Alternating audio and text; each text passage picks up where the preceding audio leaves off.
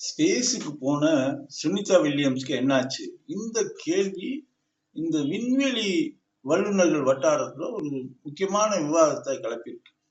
அதாவது Sunita வில்லியம்ஸும் batch Willmore இவங்க 2 பேரும் இன்டர்நேஷனல் ஸ்பேஸ் ஸ்டேஷனுக்கு கிளம்பி போறாங்க. போயிங் ஸ்டார்லைனர் ஸ்பேஸ் கிராஃப்ட்ல கிளம்பி போறாங்க. ஜூன் 5ஆம் தேதி அங்க போயிட்டு 10 நாள் இருந்துட்டு அங்கிருந்து திரும்பி வரணும். இதுதான் அவங்களுடைய திட்டமா இருந்தது. இது வந்து ஆக்சுவலா ஒரு வியாபார நோக்கத்தோடு போயிங் அனுப்புனது. அதாவது அந்த ஊழியர்களை பத்திரமா அங்க போயிட்டு அவங்க திரும்பி வர்றாங்களான்னு சோதிக்கிறதுக்காக அனுப்பப்பட்ட ஒரு திட்டம் இது. சுனிதா தான் அதோடைய மிஷன் பைலட். இந்த மிஷனுக்கு இவங்க 2 பேரும் அங்க போறாங்க.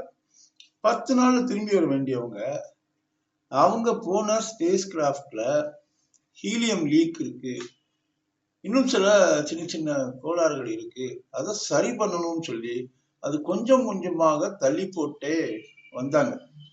ஒரு 10 நாள் தொட்டோம். ஜூன் 5ஆம் தேதி அப்படிங்கிறதுல இருந்து ஒரு ஜூன் 15ஆம் தேதி திரும்பி வந்திருக்க வேண்டியவங்க இப்போ வரைக்கும் வரல.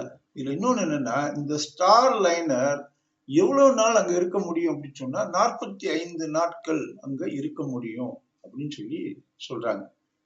கிட்டத்தட்ட 45 நாட்கள் என்பது நிறைவுக்கு வரக்கூடிய நிலையில தான் இப்ப இவங்க எப்படி திரும்பி வர போறாங்க அங்க இருந்து அப்படிங்கிறது. அதாவது அங்க ஏற்கனவே குரூ அங்க இருக்காங்க, அங்க ஆய்வுகள் நடந்துட்டு இருக்கு.